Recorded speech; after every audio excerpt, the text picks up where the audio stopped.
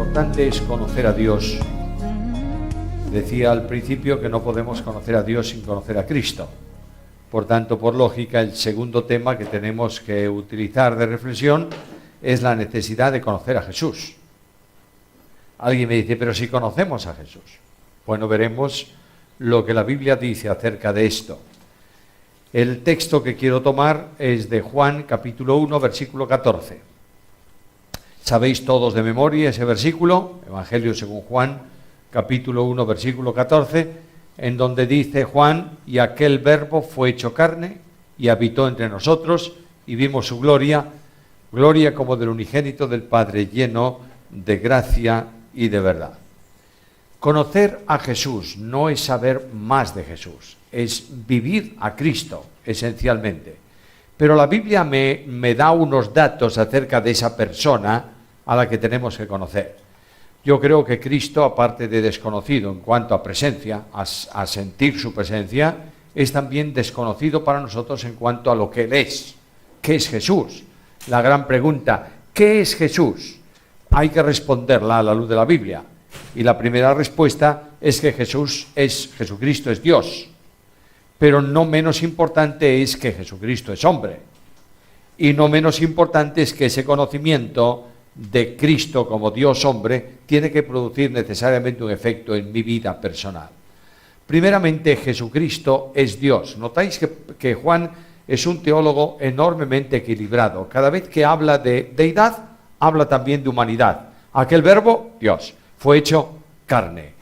Y cada vez que habla a veces de atributos y perfecciones de la omnipotencia divina, habla de Jesús, el hombre, para que tengamos claro que Jesús no es simplemente un hombre, es que es Emmanuel, Dios con los hombres, o Dios con nosotros. Juan llama a Cristo, a Jesús, le da un nombre sumamente importante, le da el nombre de Verbo. En el principio era el Verbo, y el Verbo era con Dios, y el Verbo era Dios. Verbo no es sinónimo de palabra, es sinónimo de discurso absoluto, de expresión absoluta de algo. De manera que cuando leo Hebreos capítulo 1, leo estas palabras. Dios, habiendo hablado muchas veces, en otros tiempos, a los padres por los profetas, en estos postreros días, que es el tiempo actual, nos ha hablado por el Hijo. Nuestro idioma, nuestro idioma castellano necesita poner un artículo, el Hijo, pero realmente en el griego aparece solamente la palabra Hijo.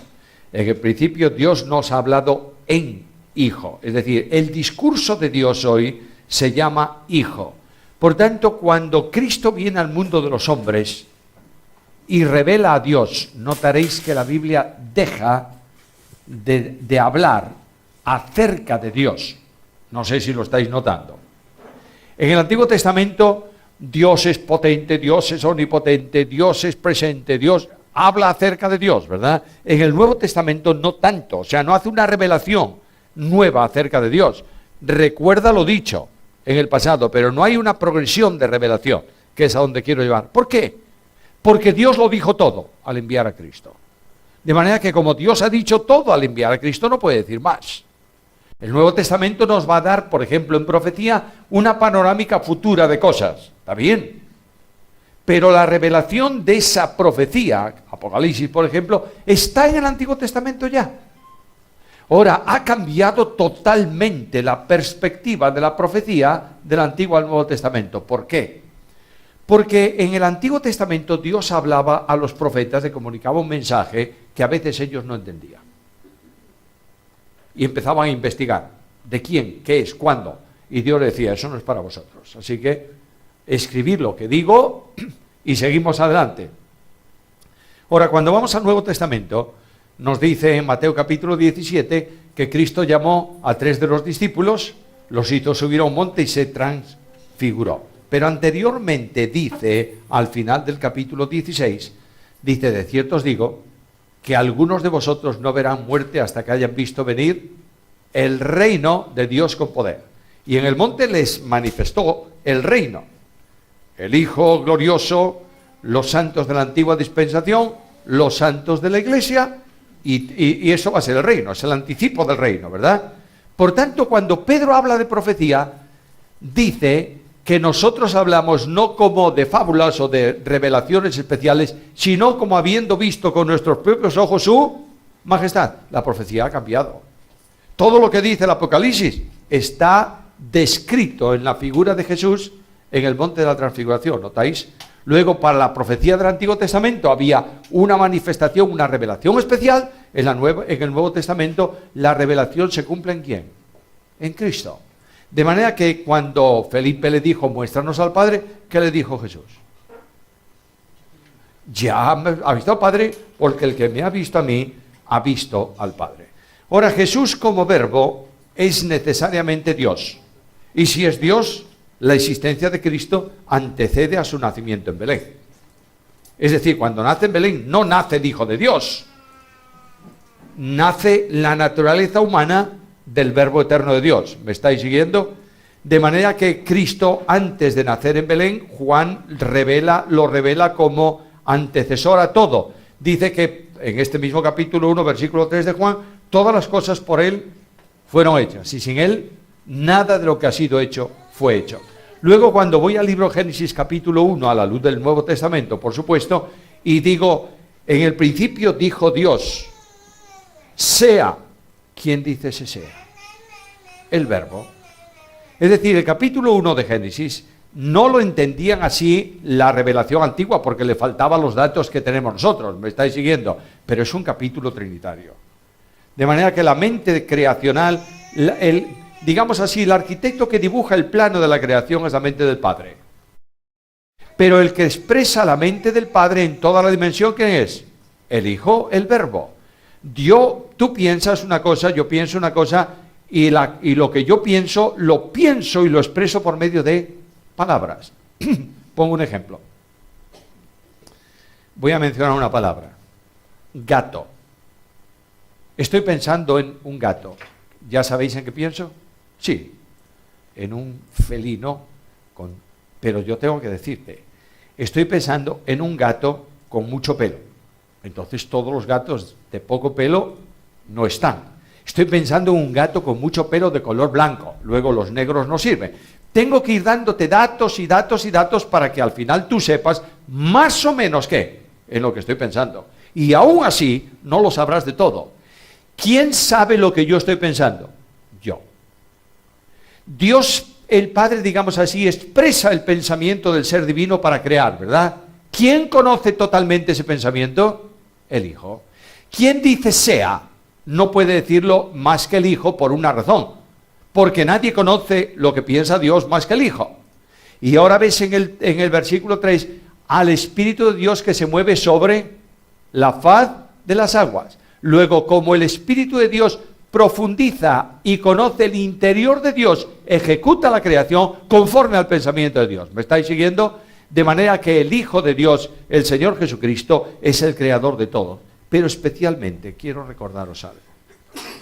El primer acto de Dios no fue la creación, sino la planificación de la salvación. ¿Recuerdas lo que dice Pablo en la carta a Timoteo, capítulo 1, versículo 9? Quien nos salvó y llamó con llamamiento santo, no conforme a nuestras obras, sino según su propósito, y la gracia que nos fue dada en Cristo Jesús antes de los tiempos de los siglos. De otra forma, antes que Dios dijese, sea la luz, dijo, sea la cruz. Y Dios después crea, y Dios crea al hombre, pero ya tiene el resultado, mejor dicho, ya tiene el plan. El plan no, ya tiene la solución al problema que va a producirse en el hombre. A veces nosotros pensamos que Dios determina salvar porque el hombre cayó. Dios no funciona, no se mueve por condicionantes porque es Dios. ¿Entiendes? Dios no me salva porque yo peco, Dios me salva porque quiere. Y Dios establece la salvación y establece quién iba a hacerlo y cómo iba a hacerlo y cuándo se iba a hacer. Es el Dios de la soberanía. Pero este maravilloso Dios Cristo hace surgir todo, el universo, los ángeles y el hombre surgen cuando Él dice, sea, y todo se produce. Pero algo más, Juan me dice que es Dios por otra razón. Versículo 4, en Él estaba la vida. La vida es potestativa de Dios. Cuando una persona toca a un feto para abortarlo, no está cometiendo un delito, está cometiendo un vil asesinato. Porque la vida existe desde el mismo instante de la fecundación. Alguien me va a decir, ¿cómo lo sabes? Porque lo dice la Biblia. ¿En dónde? La presencia, dice la Biblia que Dios no es Dios de muertos, ¿sí o no? Es decir, Dios no puede estar en un muerto, ¿verdad que no? No. Ni vinculado a un muerto, no. El Hijo de Dios se hizo presente en el seno de María desde el mismo momento de la concepción. Porque la naturaleza humana de Jesús se forma sobre la persona divina del Hijo de Dios. ¿Me estás siguiendo? Por tanto, desde el instante mismo en que comienza el proceso de gestación hay vida.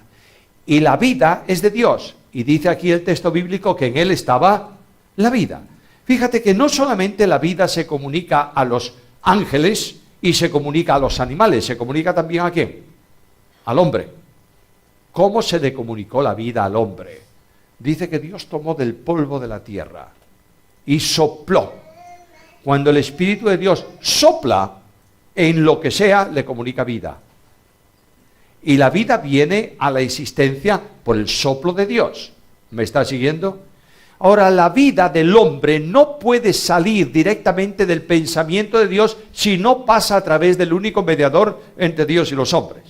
Es decir, todo cuanto sale de Dios no es asimilable al hombre así, según sale. Hay que acondicionarlo para que sea. Pongo un ejemplo. Las gallinas comen trigo. ¿Sí o no? Sí. O digo trigo. Bueno, trigo también. Pero comen maíz. Voy a poner algo más gordo, un grano más gordote. ¿Comen maíz? Sí. Tú vas a la tienda y te compras una bolsa de maíz. La tiras al suelo. Y viene la gallina y ¿qué hace? Se come todos los granos. Intenta comerlos así tú. Vas a tener un problema gordo. Porque tú no eres capaz de asimilar ese maíz como está. Tienes que cocerlo o triturarlo y hacerlo pan. En fin, tienes que adaptarlo a tu constitución, ¿no es esto? Bien. ¿Por qué la gallina lo come? Porque es gallina, pero tú no eres gallina. De manera que lo que sale de Dios para que sea asimilable al hombre, tiene que pasar por el único mediador entre Dios y los hombres, que es Jesucristo hombre. Ahora, eso nos permite entender un versículo muy complicado, muy discutido, muy no sé qué, de la carta primera a los Corintios del capítulo 11, en donde dice, quiero que sepáis que Cristo es cabeza de todo varón, y el varón es cabeza de la mujer. No, las hermanas no dicen nada. Es cabeza de la mujer, y Dios es cabeza de Cristo. ¿Lo dice o no? Y nosotros hemos establecido, porque nos dio la gana, el principio de jerarquía sobre ese versículo. Y decimos, Dios, Cristo, hombre, mujer. Claro, me hace mucha falta. Porque yo quiero mandar sobre la mujer sí o sí. Bueno, la mujer siempre manda sobre el hombre, no te olvides de eso. Conocéis muy bien que el marido es cabeza de la mujer, pero la cabeza es el cuello, perdón, la mujer es el cuello que sostiene esa cabeza. Y cuando el cuello tiene una tortícolis, es muy complicado el asunto. Bien, pero no está así el versículo, señores. El versículo no comienza Dios Cristo, comienza Cristo hombre, sí o no. Simplemente yo lo pongo como me da la gana. Como si dijese a Pablo, señor Pablo, usted se ha equivocado. No, señor, está inspirado por Dios, ¿lo crees?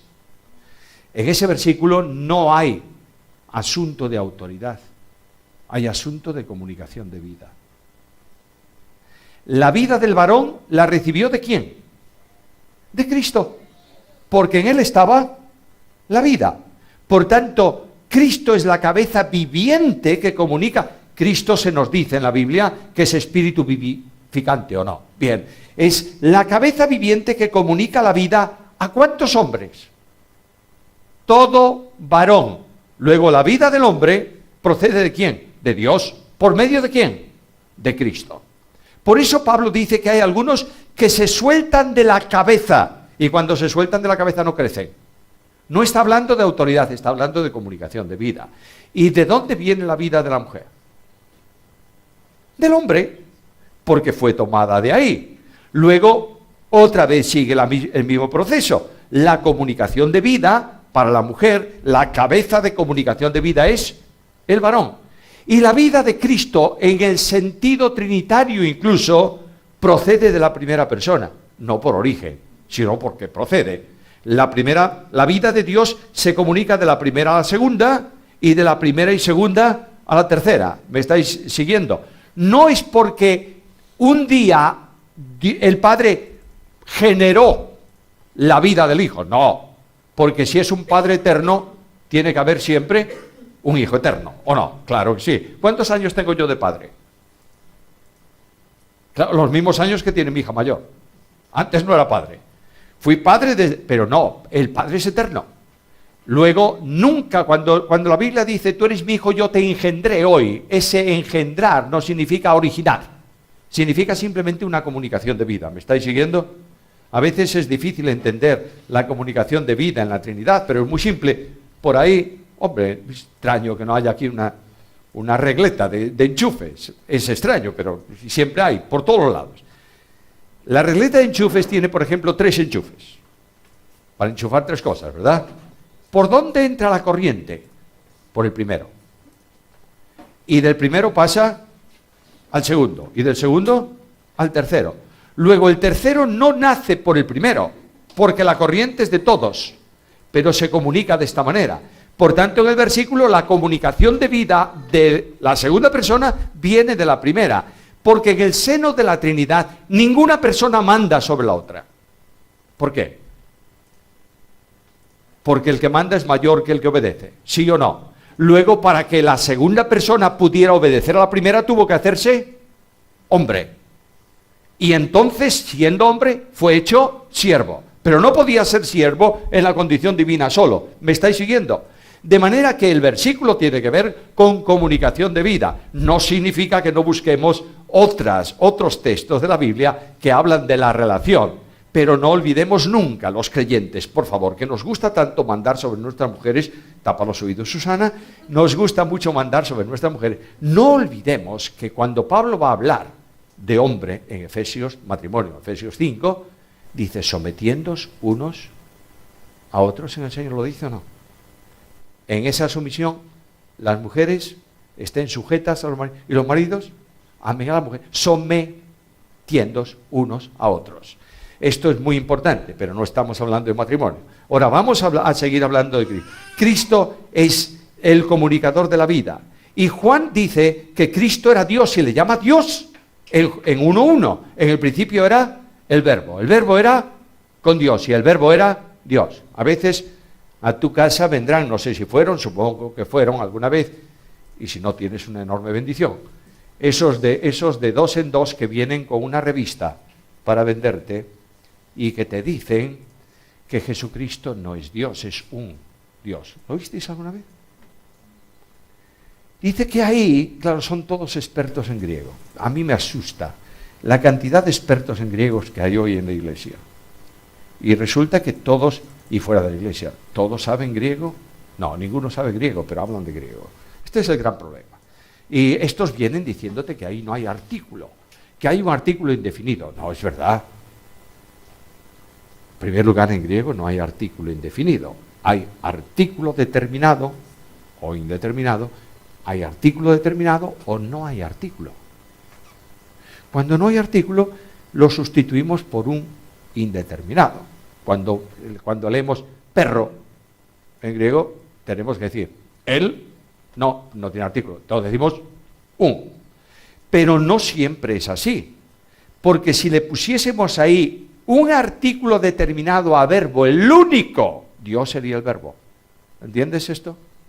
Si dijésemos al principio era el verbo, y el verbo era con Dios, y Dios era el verbo, el único Dios en el concepto griego sería el verbo, por eso no hay artículo. Pero lo que me dice es que el verbo era con Dios y el verbo era Dios. Y una de las cosas importantísimas de ese versículo es que hay ahí una preposición griega que nosotros ya no la traducimos al castellano porque no tiene sentido, no tiene no tiene expresión, no tiene uso esa preposición. Es la preposición cabe. ¿Conoces? ¿Te acuerdas de las preposiciones propias? Ante, bajo, cabe. ¿Se usa cabe? ¿Qué significa eso? Yo, cabe Juan. ¿Qué es eso? Pues eso significa yo estoy frente a frente con Juan. Pero no tenemos esa. Por tanto, traducimos en el principio el verbo con. Bueno, porque habla de proximidad. Lo que dice Juan es que el Verbo y el Padre estaban frente a frente en un diálogo de amor eterno. Y ese amor se expresaba por medio del Espíritu. Pero ese cabe del versículo, que no podemos traducirlo, lo traducimos o lo traducen. En el principio el verbo era con Dios. Y el verbo era Dios. De manera que Juan dice que era Dios. Y es que Pablo también llama a Dios a Cristo. Y Pablo, y si Juan era un judío unicista, es decir, no creía más que en un Dios único y verdadero, Pablo sería todavía más. Porque como judío y como maestro, tenía muy claro aquel versículo: escucha Israel, Jehová tu Dios, Jehová uno es. Por eso Cristo dice: entended que yo y el Padre somos uno. Está aplicando el versículo del Antiguo Testamento. Lo que está diciéndome aquí es que si es Dios, es eterno, y no voy a parar aquí ningún tiempo, porque antes dije que Jesús dijo un día: yo soy. Y dice Cristo: el cielo y la tierra pasarán, pero mis palabras no pasarán. ¿Por qué? Porque es Dios. El Cristo de la Biblia es el Cristo de la omnipotencia, pero es el Cristo también de la soberanía. De manera que cuando Él dice algo, ¿alguien resiste su voluntad? No. Pongo un ejemplo. A veces nosotros somos muy imaginativos, trasladando historias de la Biblia a nuestro contexto y tratándolas como nos parece mejor. Está Pedro en la barca con los discípulos, el gran temporal, recordáis la historia. Y de pronto, en medio del gran temporal, ahí aparece caminando sobre las aguas, ¿quién? Jesús. Y todos es un fantasma y no sé cuántos, y Cristo, soy yo. ¿Qué es lo que hace Pedro? Pedro es el hombre del hablar rápido. Pedro es el hombre que no tiene posiciones intermedias, o todo o nada. ¿Recuerdas cuando Cristo va a lavar los pies a Pedro? No, ¿cómo que no? Tú no me lavas. No, si yo no te lavo, no tienes parte conmigo, entonces báñame. No solo los pies, sino también la cabeza y el cuerpo. No, Pedro, no hace falta eso. Pedro es este hombre. Y Pedro dice: eres tú. Entonces, manda que yo vaya a ti sobre... Y ahora nuestra imaginación desbordante, supone, coloca el milagro en la fe de Pedro, ¿verdad? Sí, Pedro creyó, salió de la barca. Oye, pues el agua me mantiene y ahí voy. ¿Qué va, hombre? Cristo le dijo: ven. Y la voz de autoridad de Cristo no se puede resistir. Y Pedro vino a Cristo como le dijo, andando sobre el agua. Y cuando llegó a Jesús, ¿qué pasa? ¿Se terminó la petición de Pedro o no? ¿Qué le dijo Pedro? Haz que yo vaya hasta ti. Vino cumplido Pedro. Pero ahora Pedro, que ha terminado la petición, ¿qué ocurre? Se da cuenta que el agua no lo sostiene. Claro, es que no sostiene a nadie el agua. Y es cuando dice: socorro, que me hundo. Vente, Pedro. Esto es otro tema. Y el tema hombre de poca fe no es que Pedro haya dejado de tener fe. Es que Pedro debiera poder mantenerse en el agua si tuviese fe en el Hijo de Dios. Si tuviese fe como un grano de mostaza, diría. Esta es la cuestión de la Biblia. Pero viene el leproso. Señor, si quieres, puedes limpiarme. ¿Qué dice Jesús? Quiero. Se limpió. De manera que la voz de autoridad de Cristo no se puede resistir. Cristo va a resucitar a Lázaro. ¿Recuerdas la historia también? Le avisan. Y Cristo espera en el sitio donde está 3 días. ¿Y cuándo va a Lázaro? El 4.º día. Hace 4 días que murió. ¿Por qué esperó? Bueno, porque los judíos estaban enseñando en su teología de entonces que el alma del muerto está en el cuerpo durante 3 días. Y que si al cabo de 3 días no resucita, el alma se va definitivamente. ¿Cuánto esperó Cristo? 4 días para que supieran que estaba verdaderamente muerto. Y la hermana dice, no solo está muerto, sino que yede. Y es cuando Cristo dice a Lázaro, Lázaro, ven fuera. Y la autoridad del Hijo de Dios se manifiesta en su palabra. Hazlo. Lo haces. Es que no puede resistirse, porque es Dios que ordena esta cosa. Ahora, este Dios admirable es también hombre. Notas el versículo, y aquel verbo fue hecho carne. Cuando habla de carne, Juan utiliza la palabra carne generalmente en un sentido distinto a Pablo. Cuando Pablo habla de carne, generalmente habla de pecado. Manifiestas son las obras de la carne. Cuando Juan habla de carne, habla de limitación. El verbo eterno de Dios se hizo un hombre, se hizo carne y habitó entre nosotros. No es que Dios se posesiona de un bebé. No. Es que Dios se hace bebé. ¿Me estás siguiendo? No es el hombre que se pasa a la condición de Dios, ni Dios que se pasa a la condición de hombre. Es que Dios sigue siendo Dios, pero se hace hombre. Es decir, Jesucristo es una persona con 2 naturalezas. La naturaleza divina que le corresponde eternamente porque siempre es Dios, y la naturaleza humana que fue asumida en el tiempo histórico de los hombres. Escucha a Pablo en Gálatas 4:4. Cuando vino el cumplimiento del tiempo, Dios envió a su Hijo, nacido de mujer. Nosotros tenemos que tener en cuenta que Cristo, en relación con los hombres, es hijo de María, de donde tomó la naturaleza humana. ¿Me está siguiendo? Yo quiero hacerte una pregunta.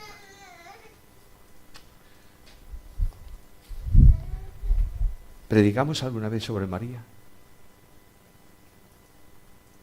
Próximo domingo, reunión de la iglesia. Tema de la iglesia: la bienaventurada y bendita Virgen María. No estoy diciendo ninguna herejía, ¿eh? La Biblia llama bienaventurada y bendita. La mitad de la gente dice, no, este se hizo católico. Bueno, señor, podemos perder 1 hora entera hablando de Jonás, pero de María no hemos predicado, o no predicamos. ¿Por qué? Por la ley del péndulo, como los católicos la pusieron en un sitio que no le corresponde, nosotros la tiramos a la papelera. ¿Es así o no? Pues es así. Nosotros los evangélicos somos así. Y después decimos, hay que predicar toda la palabra. Pues eso no lo predicamos. Yo digo esta mañana una palabra, veréis vosotros cómo es fácil entender esto. Como dice el apóstol, ¿a quién me refiero? A Pablo. ¿Pero puede ser Pedro? Puede, pero Pedro... o sea, Pedro... Sí, es que Pedro... Pues Pablo también. ¿O es que no dice el que tiene un mensajero, un aguijón de Satanás en su carne, que lo abofetea? Y decimos, no, es que estaba enfermo. ¿Enfermo de qué? Se quedó ciego. ¿Cuándo? En el camino a Damasco. Correcto. Perfecto. Y el Señor lo sanó medio mal. Le dejó la vista fastidiada. ¿Qué va, hombre? No me digas eso. Y después, cuando es que no ves que a los Gálatas dice, si hubieseis podido, me hubierais dado vuestros... Bueno, yo te voy a decir algo. Te quiero tanto que te doy mi corazón. Este es una hipérbole, ¿o no? Yo no puedo darte el corazón. Y no significa que tú estés mal del corazón. Simplemente estoy refiriendo... Lo que dice en la Escritura es que me amasteis tanto que seríais capaces de daros lo mejor que tenéis. Vuestros ojos, o pudiera haber dicho vuestros brazos, esa enfermedad. Pero hay 3 veces en la vida de Pablo en donde Pablo no se comporta espiritualmente, vamos a decirlo así. ¿Quién empezó el lío con Bernabé? ¿Cómo le llamaban a Bernabé? Hijo de consolación. Pablo, mira, es verdad que Juan Marcos, pero vamos a dar una oportunidad. Yo no llevo desertores, eso es lo que dice ahí la Biblia. ¿Y quién empezó el gran lío? Pablo. ¿Y cómo terminó aquello? Casi bofetadas. Pedro viene a Antioquía. ¿Qué dice Cristo? Si tu hermano peca contra ti, ve y repréndele estando tú y él solo. Y si no, testigos. Y finalmente, la iglesia lo puso a caldo delante de todos. Empezó por el final. Y cuando la Biblia habla de que cuando tengas que reprender, exhortar, hazlo con mansedumbre y con templanza, etcétera, etcétera, Pablo escribe una carta a los Corintios que el Espíritu no nos la ha permitido tener, que le llama en la 2 Corintios la epístola de las muchas lágrimas, que no lo dejó predicar el Evangelio, que envió a Tito para ver qué pasa, vete a por esa carta debió ser. ¿Cómo debió ser esa carta? Pues una carta gorda. Y dice Pablo que por 3 veces le pidió a Dios, quítalo de mí. ¿Y qué le dice Dios? Bástate mi gracia. Hermanos queridos, seamos equilibrados en lo que decimos de la Biblia y en lo que vemos a la Biblia. Un ejemplo más y termino, ese equilibrio de la Biblia. Nicodemo. ¿Oísteis alguna vez llamarle a Nicodemo cobarde o no? Yo sí. ¿Era un cobarde por qué?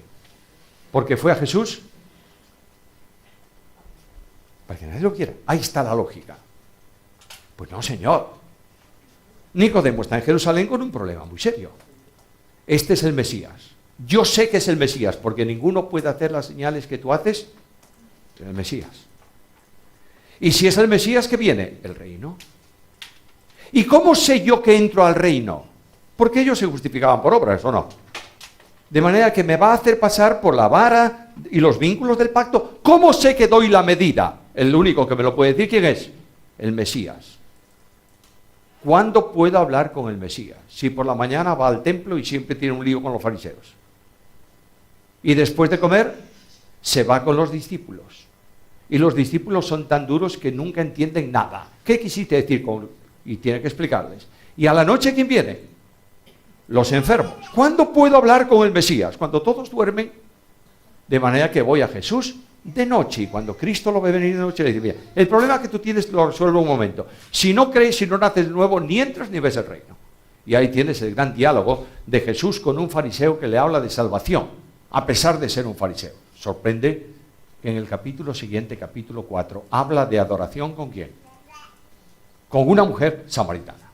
Bueno, es que este Cristo revoluciona la Biblia, porque él piensa las cosas conforme al pensamiento de Dios, no conforme a la religión de los hombres. Ahora, Cristo es hombre.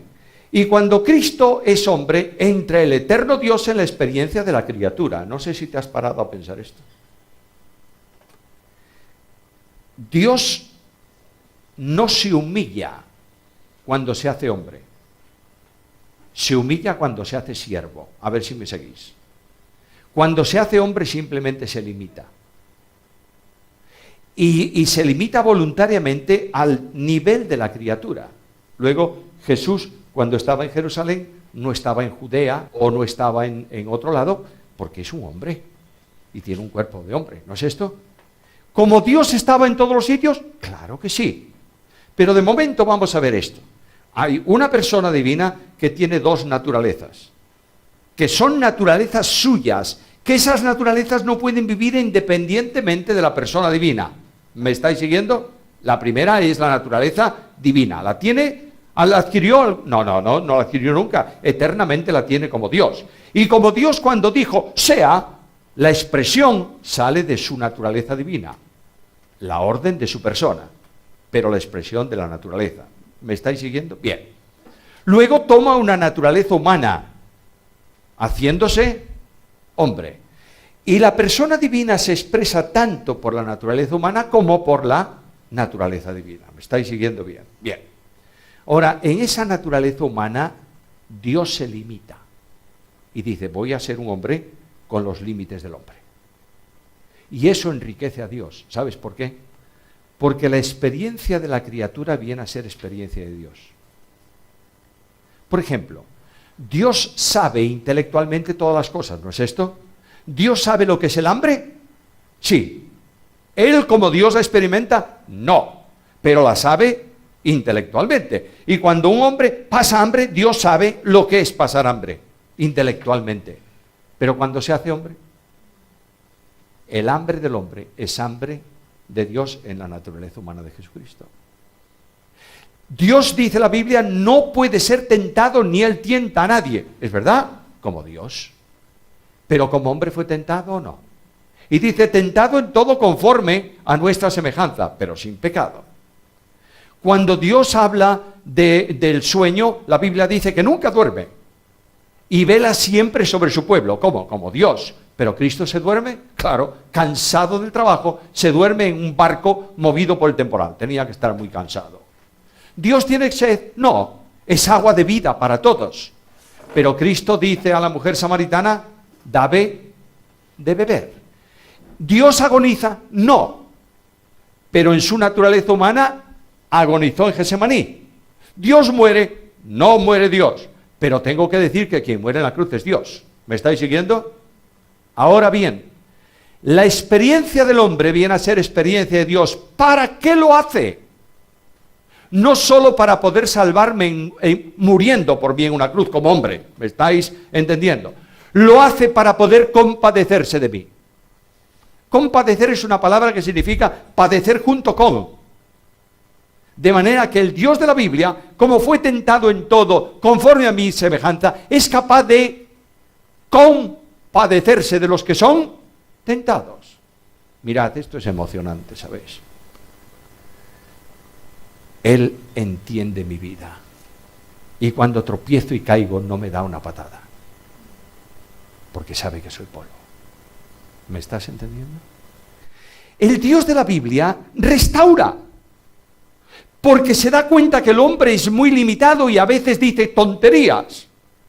Pongo el ejemplo de restauración que para mí es más emocionante, porque es de un cristiano, de un creyente, la restauración de Pedro. ¿Qué es lo que hizo Pedro? Negó a Jesús. Hizo muchas cosas más. Señor, aunque todos te dejen, yo no. Pedro, me vas a negar. Estoy dispuesto a morir por ti. Pedro, antes que el gallo cante. Y ahí tienes a Pedro. No solo niega, miente. No sé quién es ese hombre. Desprecia. Ya no es el Hijo de Dios que había testificado de él en el camino, Cesarea. Es ese hombre. Perjura. Juro que no conozco a ese hombre. Vaya. Y de pronto, eso ocurre en el patio de la casa del sumo sacerdote, ¿verdad? En el sótano de la casa del sumo sacerdote hay, históricamente demostrado, hay una celda donde se guarda el preso que va a ser llevado al Sanedrín por la mañana. Si comete un delito alguien y lo traen, de noche no lo pueden juzgar, ¿entendéis? Lo llevan cuando está reunido el Sanedrín. De modo, ¿dónde lo custodian? En la cárcel del pueblo no, porque es un judío, no puede mezclarse con gentiles. Lo cierran ahí. De modo que a Cristo lo traen, cruza el patio para guardarlo en la celda, y cuando cruza el patio, ¿a quién vio? A Pedro. A veces nosotros pensamos que Cristo estaba allá lejos y de pronto miró a Pedro. No. La Biblia es sencilla, es simple. Las cosas se producen, salvo los milagros, por algo natural. Pasó y miró a Pedro. Pero no lo miró como diciendo, no miró, como de costumbre. Y Pedro siente en su alma la punzada, ¿verdad? Y dice que salió afuera. Lo intentó 2 veces antes de salir a la calle. ¿Y qué ocurría? La puerta estaba cerrada. Hay un preso, la puerta de la calle se cierra. Y cuando ya el preso va a la cárcel, la puerta se abre y Pedro sale. ¿Y fuera qué hace Pedro? Lloró amargamente. Restauración, confesión. Juan dice que si confiesas, Él es fiel y justo, ¿no es esto?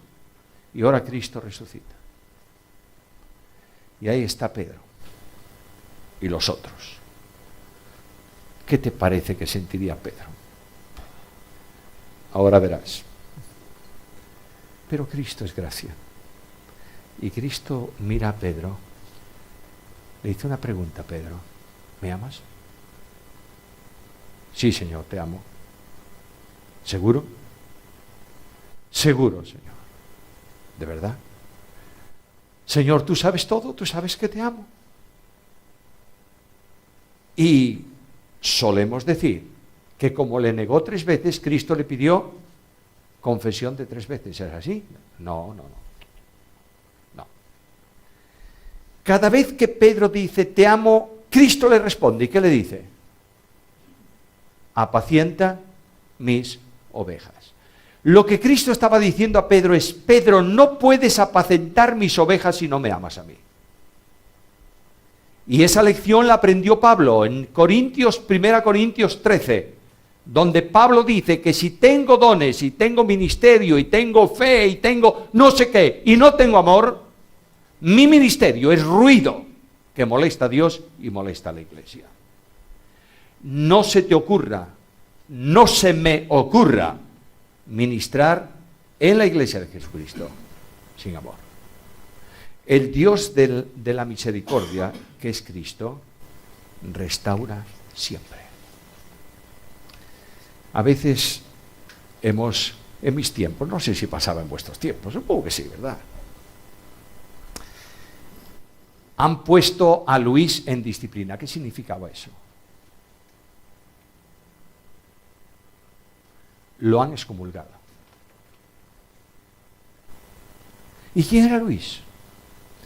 Pues Luis es un joven de... Bueno, Luis y Antonia. ¿Y quiénes son esos dos? Pues son 2 jóvenes de la iglesia. ¿Y qué pasó? Hicieron lo que no debían. ¿Es pecado? Es pecado. ¿Han confesado su pecado? Porque ¿cómo lo sabes tú? Lo han confesado. ¿Le has preguntado si se habían arrepentido? ¿Y qué te dijeron?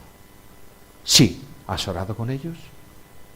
¿Le has escuchado decir, Señor, confieso que esto no es bueno y he pecado? ¿Lo has oído? Entonces, la disciplina no cabe. La disciplina cabe si tú sabes que lo hicieron y ellos dicen, no quiero saber nada. Entonces hay que poner disciplina, ¿o no? Naturalmente que sí. Ahora estos 2 pobrecitos vinieron y confesaron su falta, ¿es así? Y el domingo próximo los pongo fuera de comunión delante de ¿cuántos? De toda la iglesia. He destruido 2 vidas. ¿He edificado la iglesia? No. ¿Lo hubiera hecho Cristo? No. Lo hago yo. Porque yo quiero dar un golpe de efecto, sobre todo para continuar teniendo autoridad sobre la iglesia. Aplicar una disciplina a uno que ha confesado su pecado es un pecado. ¿Entiendes esto? Y a pecado privado, disciplina privada. No des a la congregación alimento de miserias. Dale palabra de Dios que lo edifique. Y explícale a la iglesia que hay que restaurar al caído. Ahora, ¿qué conocimiento produce Cristo en mi vida? Y siento que me estoy alargando y estoy destrozando el programa del tiempo. Termino. Vimos su gloria como del unigénito del Padre. ¿Qué más? Lleno de gracia y de verdad. Lo que impactó a Juan de Cristo no fueron los milagros. Bueno, sin duda los milagros impactaron a Juan. ¿Qué no? Si yo veo a un hombre, hijo de Dios, por supuesto, que se levanta en un barco y dice al mar embravecido, calla, o al viento calla y al mar enmudece, y queda todo plano, digo, qué barbaridad. Hablo de eso 20 años, claro. Y si veo decirle a un muerto, sal, impacto. No, lo que le impactó a Juan fue la transfiguración, la gloria impresionante de Dios. No, Juan dice lo que le impactó. Vimos su gloria, como del unigénito del Padre, lleno de gracia y de verdad. Todo ministro que conoce a Cristo es un hombre lleno de gracia.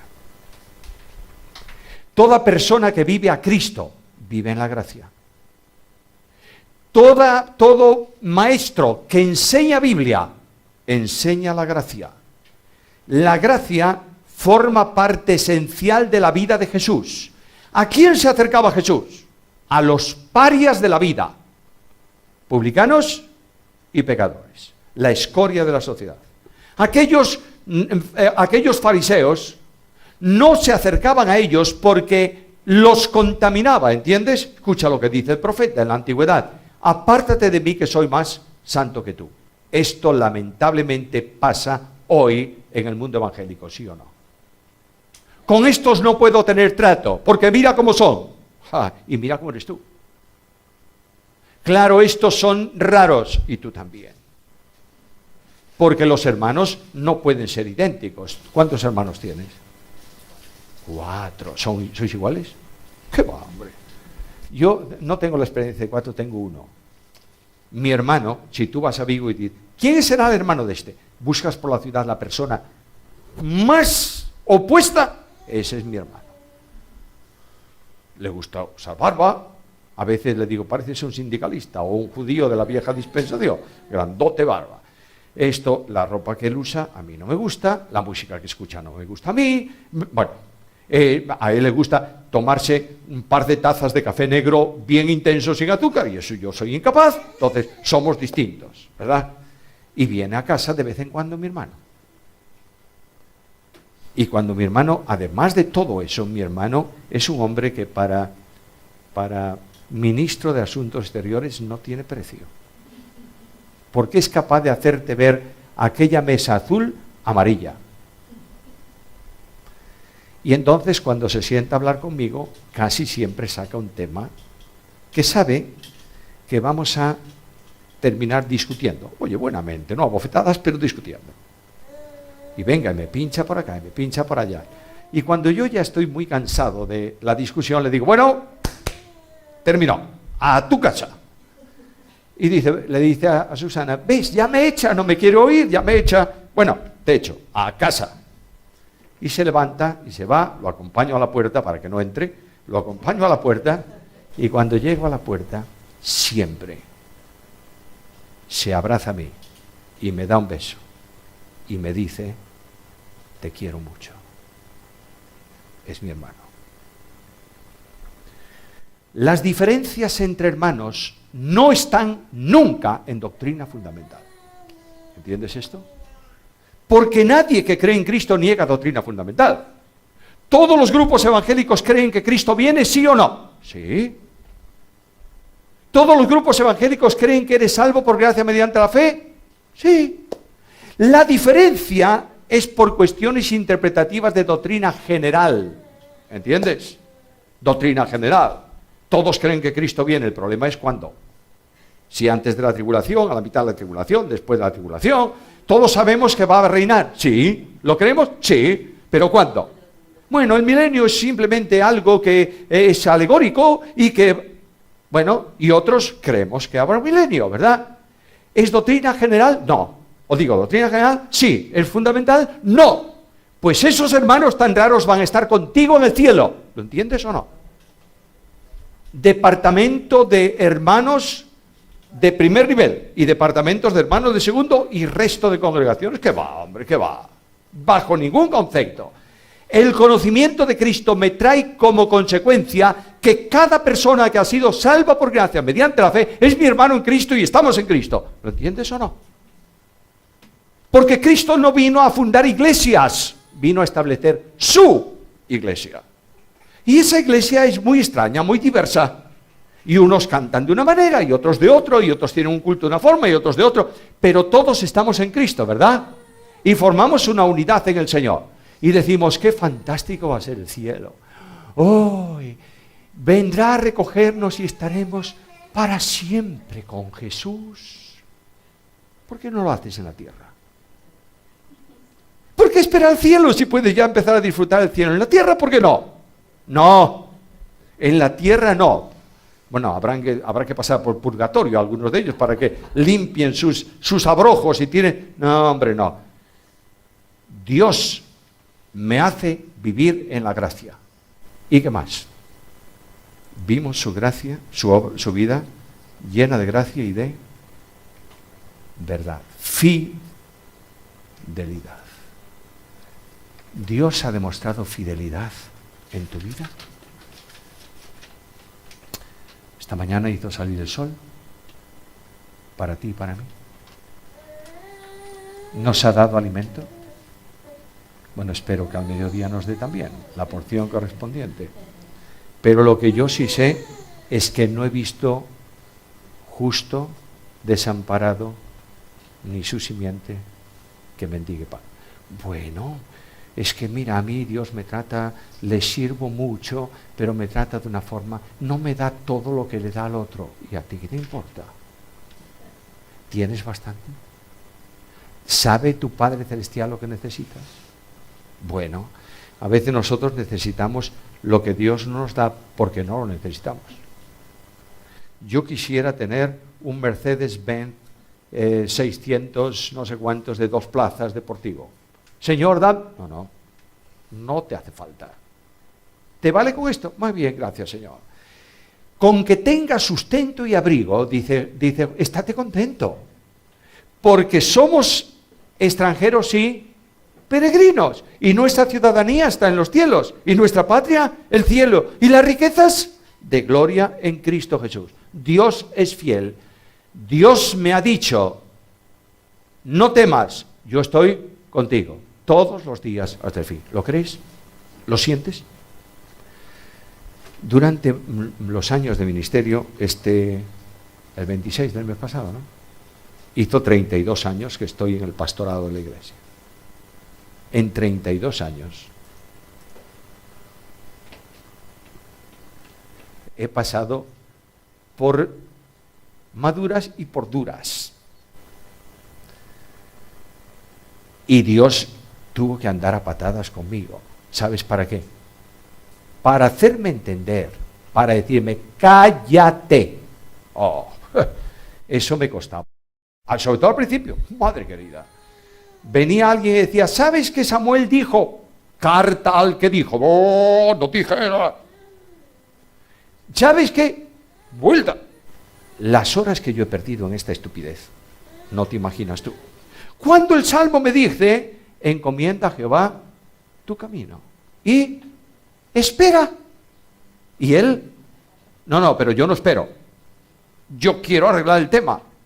Me ha costado tanto, pero creo que voy aprendiendo la lección. Hace poco tiempo, siempre hay alguien, que levantó por ahí algo. Y el consejo de iglesia me dijo, vamos a ir allá. Yo le dije, yo no. Bueno, queremos decir nosotros algo porque la iglesia está un poco en entredicho. Si lo queréis decir, decirlo. Pero nada más. Ahora tú, yo no. Defenderte ni hablar. Cuando tú pones las cosas en las manos del que es fiel y él actúa, no te imaginas tú cómo actúa. Hace muy poco tiempo estábamos en un país, primera vez que visitábamos uno de los países de Centroamérica, ¿no? Salíamos de Buenos Aires para Centroamérica y el día anterior a la salida me llama el coordinador del programa y me dice, mira, han llegado unas noticias por aquí que han alterado a algunos. Bueno, no me extraña.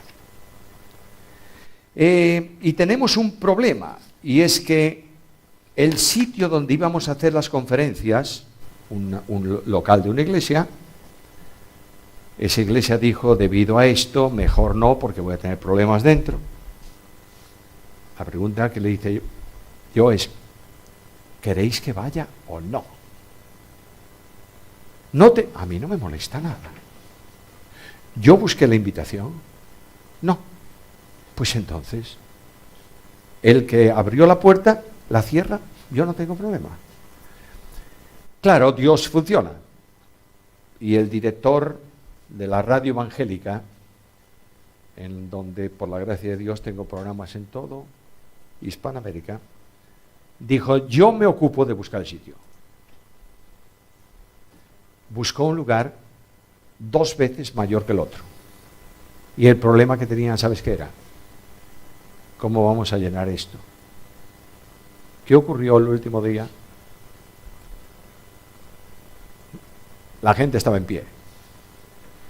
Si yo hubiera dicho algo, a lo mejor hubiera arreglado yo. No. Ni hablar. Tengo que aprender que veo la gloria de Cristo y que Él está lleno de gracia y de fidelidad. A veces yo quisiera hacer algo en la obra y Él me dice, ni hablar. Ahora estoy ya con edad muy avanzada. Ya soy un vejete. El año pasado dije a la iglesia en diciembre: hermanos, el ministerio mío, ministerio pastoral en la iglesia, creo que debe ir terminando. Porque yo no quiero ser un cuello de botella. Que esté yo ahí y que la cosa no avance porque el viejo no se mueve. No quiero. Quiero irme. Entonces, si os parece, para poder hacer esto, necesariamente entiendo que debo salir, apartarme, separarme físicamente. Si no, lo que ocurría es que íbamos a un viaje, al venir tenía una carpeta de cosas que había que resolver. ¿Pero por qué no resolvisteis? Porque queremos saber qué opinas de esto. No, eso no puede ser. Una iglesia no puede pivotar sobre un hombre. Si pivota sobre un hombre, es mala iglesia. Yo dije, bueno, chao, viajes. Vamos a tomar este año el año del ministerio exterior. Venga, lo que había por ahí. Hemos estado literalmente más tiempo de viaje que en casa. Y aún queda otro viaje. El otro día tuvimos un domingo, de vez en cuando lo hacemos de retiro de iglesia. Va toda la iglesia a un sitio fuera del edificio y ahí tenemos grupos de reflexión, los ministerios de la iglesia explican lo que están haciendo, hay un... Bueno. Consecuencia final. Queremos que el año que viene estés más tiempo en vivo. ¿Qué hay que hacer? Pues no me dice nada, pero ¿qué hay que hacer? Cortar el ministerio exterior. De modo que hemos dedicado el último tiempo a decir, no podemos ir. Y si la iglesia me dio el tiempo, yo no me muevo de la iglesia, no estoy aquí porque yo dije sí, estoy aquí porque en el programa de este año estaba autorizada esta visita. Yo no creo en una obra fuera o al margen de la iglesia, no creo. Cuando yo quiero hacer algo al margen de la iglesia, me voy de la iglesia. Y lo que hemos tenido es que escribir a mucha gente y decirle, sentimos mucho, pero no vamos a ir este año. Dios es fiel. El que no sé lo que hay que hacer soy yo, pero Él sabe lo que hay que hacer en su obra. Y a donde tengo que ir es a conocer a Jesús de esta manera. Saber que Él está en la iglesia y que es el Señor de la iglesia. Cuando Cristo es el Señor, las cosas funcionan conforme a su voluntad.